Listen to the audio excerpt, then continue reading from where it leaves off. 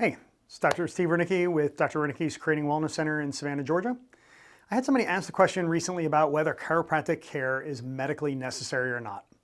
And the answer to that is no, it's not medically necessary.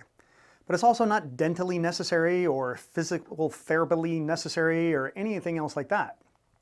Every healthcare system is a completely separate science and discipline.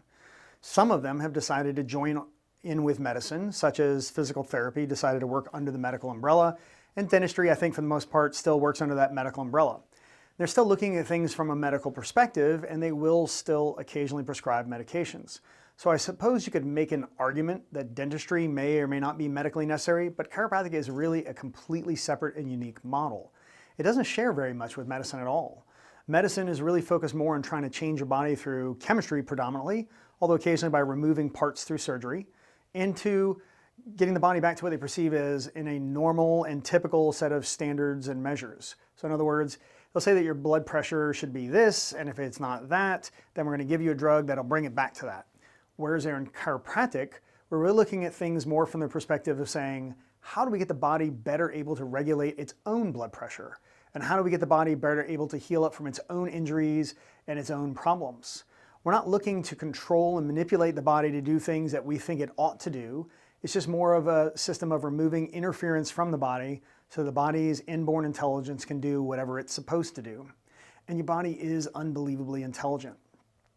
The body is the only thing that can tell exactly what your blood pressure should be for any given moment.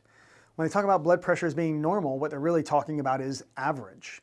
They're saying that when we measure people at rest who are going through no particular stress or strain at this particular moment, we come up with these particular values. And that makes sense, but not everybody is constantly at rest, and not everybody's in a situation where they're not experiencing any real stress in their life. In fact, in today's world, most people are in a pretty constant state of distress. And if you're in a state of distress and you force the blood pressure to be lower than what the body is trying to get it to be, that could actually work very much against you. Not to mention, there are other situations where having the blood pressure higher may be an advantage. And that's why the body has the capability of raising and lowering the blood pressure in the first place. So one of the fundamental principles of chiropractic is that we really are very interested in a body that is very dynamic and is constantly adapting and changing to whatever the current environment and situation is, rather than saying we want you to be exactly like this and this is the way that things are normally going to be. So one example that I've experienced in my own personal life is many years ago, I had a motorcycle accident and I dislocated my knee and I tore the main ligament of the knee, the ACL or the anterior cruciate ligament. And not surprisingly, my knee swelled up really big and it got very stiff and difficult to bend or straighten all the way out.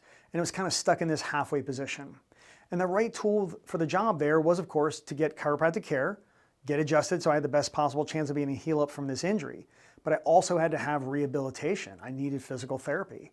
This wasn't the sort of thing that a chiropractic only care model would work with. So I got physical therapy, and every session started off with the physical therapist first applying heat to the muscles of the leg, and then we did a whole bunch of exercises and stretches and things like that. Then at the end of each session, they would have me spend time icing my knee. And I knew and understand their reason for doing these things, but I decided to have a little fun with the physical therapist. So I asked him, you know, I notice every time we start off with heat and then we go to ice.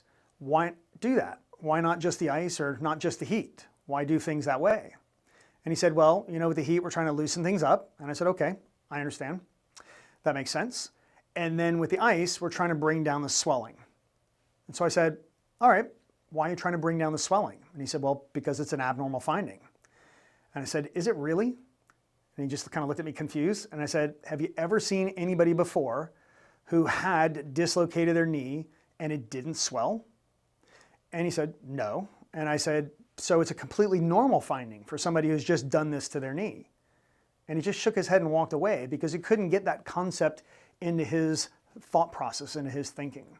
It was always about trying to bring people back to what they consider to be normal. But the truth is, in that situation, swelling was normal. It was appropriate. It was giving my knee stability. I didn't have stability in my ligaments at that moment. So I needed the swelling temporarily to provide stability until my body has been able to strengthen, increase muscle tone, and do other things to try to repair what still could be repaired. The ligament isn't going to regrow and reconnect. It's not an option. I still don't have an anterior cruciate ligament in my knee, but it is pretty stable because I did the right types of therapy and exercises to strengthen the muscles around it and helped it a pretty good bit for a long, long while. So the point is, chiropractic looks at things very differently than medicine does. And so to ask the question, is chiropractic medically necessary, is a pretty illogical, irrational question. It just doesn't make any sense. We're not looking at trying to solve the same problem in the same way as medical doctors. We're looking at different issues and different problems and different solutions. And so rather than saying we don't like the way your blood pressure is or your cholesterol is, we say we don't like the fact that your body is not regulating your blood pressure the way that it ought to be, perhaps. Or maybe there's something else wrong that makes it to where this blood pressure is absolutely what is necessary and appropriate for your body at this particular moment. And we should see if we can figure out why that is. And if that's something that needs to be addressed, or if this is just going to be a temporary thing that should be allowed to happen and your body will rectify that on its own. So come see what that different perspective and that different approach could do for you. It could be very powerful for you. So thanks again, of course, for your time and attention. Dr. Ranicki with Dr. Ranicki's Creating Wellness Center. We're always looking to help more people. If there's anything that you know needs to be helped, please come see what we can do to help out. Thank you.